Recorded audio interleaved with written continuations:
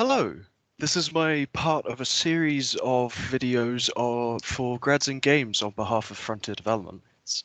My name is Daniel Saunders, and I've been a graduate game designer at Frontier for just over a year and counting. My role mainly consists of supporting the design and development of content and systems on Elite Dangerous, working alongside my peers in programming, art, audio, and animation to see said content and systems from pre-production to release. And today I've been tasked with answering a question on my personal insight and tips on building a great portfolio for graduate designers.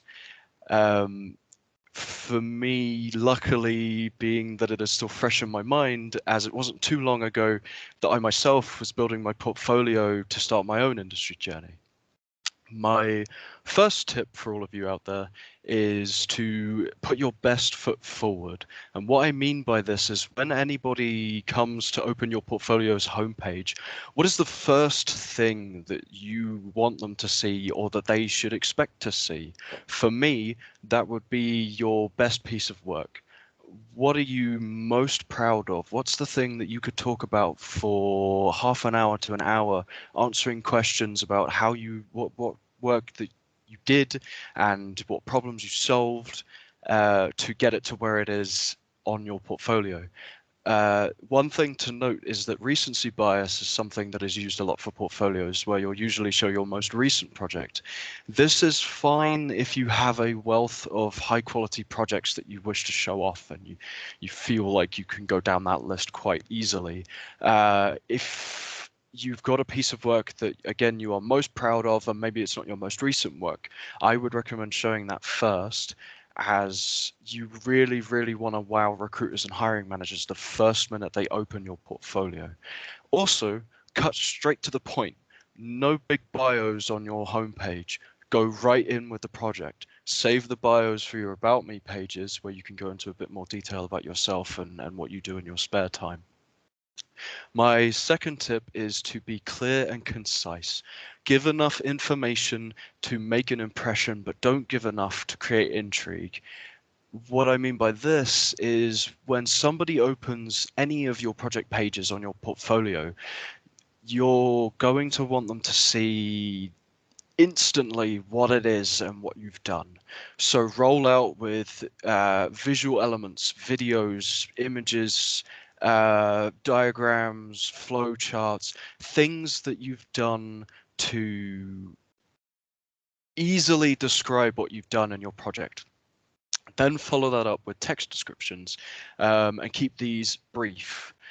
I recommend keeping them brief for one reason only, which is give enough information, again, to make an impression. They'll be able to understand what you've done on this project by reading through these descriptions and understand your contributions if it's a collaborative project. And then when it comes to having a potential interview, you're then going to be able to discern what kind of questions they might ask you and prepare for those uh, in a good manner. My third tip is show you're working, and I've already slightly mentioned this, but design is problem solving, and that is a good chunk of the job description. So showing your things like diagrams and things like flowcharts is going to be vital for showing how you yourself problem solve, so that hiring managers are able to discern how or what kind of designer you are. Um, as well as this, you want to be showing brief design notes and documentation. These don't need to be things that are incredibly long. You don't want to be showing people essays. You have to remember, a lot of the time, hiring managers and recruiters are going to have a minute to 2 minutes tops to read through some of this stuff. So roll in with the best info that you've got and try to make that clear and concise. Um, I believe that is it for that part.